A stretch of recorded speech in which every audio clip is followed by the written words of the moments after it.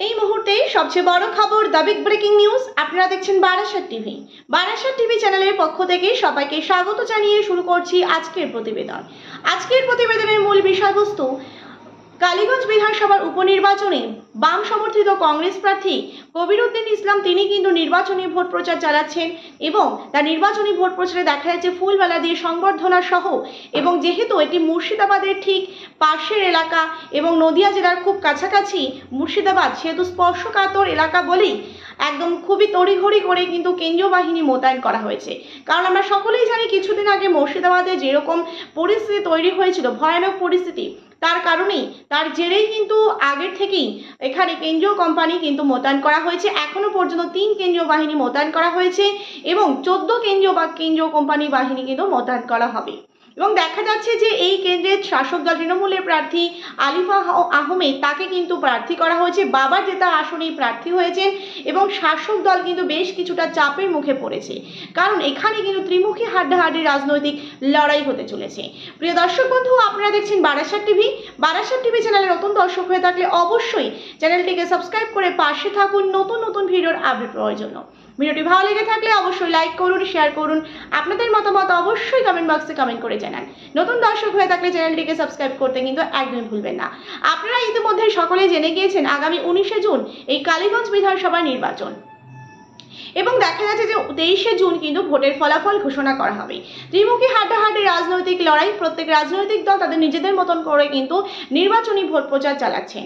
এবং একদিকে দেখা যাচ্ছে বিজেপির প্রার্থী আশিস ঘোষ, তিনিও কিন্তু বেশ কিছুটা ভোটের জয়ের জন্য কিন্তু একবার আশাবাদী। অন্যদিকে বাম সমর্থিত কংগ্রেস প্রার্থী কবিরউদ্দিন ইসলাম, তিনিও কিন্তু যেটার জন্য একেবারে 100% আশাবাদী। এবং দেখা যায় শাসক দল তৃণমূলের প্রার্থী আলিফা আহমেদ, বাবার জেতা আসনে তাকে কিন্তু প্রার্থী করেছেন শাসক দল, তিনিও কিন্তু জেতার বিষয়ে একেবারে আশাবাদী। সেহেতু বলা যেতে পারে এক প্রকার হাড্ডাহাড্ডি রাজনৈতিক লড়াই। এই হাড্ডাহাড্ডি রাজনৈতিক লড়াইয়ের ময়দানে শাসক দল তৃণমূল কিন্তু বেশ কিছুটা চাপের মুখে, কারণ এই মুহূর্তে শাসক দল যেভাবে একের পর এক দুর্নীতি করেই চলেছে এবং চাকরি দুর্নীতি যেভাবে প্রকাশ্যে এসেছে, মানুষ কিন্তু কিছুটা ক্ষিপ্ত হয়েছে এক প্রকার বলা যেতে পারে। এই সমস্ত বিষয়কে মাথায় রেখে মানুষ যদি এবার শান্তি সুষ্ঠু পরিবেশে নিজেদের ভোট নিজেরা দিতে পারে, তাহলে কি এবার চিত্রটা বদলে যেতে পারে এই কালীগঞ্জ বিধানসভা কেন্দ্র থেকে। এবং আরো একটি বিষয়, যে আলোচ্য বিষয়, যে এই যে বাম সমর্থিত প্রার্থী করা হলো কংগ্রেসের প্রার্থী, তাহলে কি 2026-এ নির্বাচনের যে ভোট, 2026-এ বিধানসভা নির্বাচন, সেখানে কি এবার একেবারে জোট করার পূর্ববর্তী একটা ইঙ্গিত? তবে কি এবার 2026-এও বাম কংগ্রেস জোট করে কি লড়াই করবে শাসকের বিরুদ্ধে? কারণ এর আগে আমরা যে সুর শুনেছিলাম কংগ্রেসের যিনি রয়েছেন প্রদেশ কংগ্রেস সভাপতি, তার মুখ থেকে যেটা শুনেছিলাম, শুভঙ্কর যিনি রয়েছেন, তিনি যেটা বলেছিলেন সেখানে কিন্তু একেবারে অন্য সুর ছিল। এবার দেখা যত দিন গড়াচ্ছে সুর কিন্তু অনেকটাই বদলাচ্ছে এবং জোটের দিকে কিন্তু হাওয়া অনেকটা ঘুরছে, তা কিন্তু এক প্রকার বলাই যেতে পারে।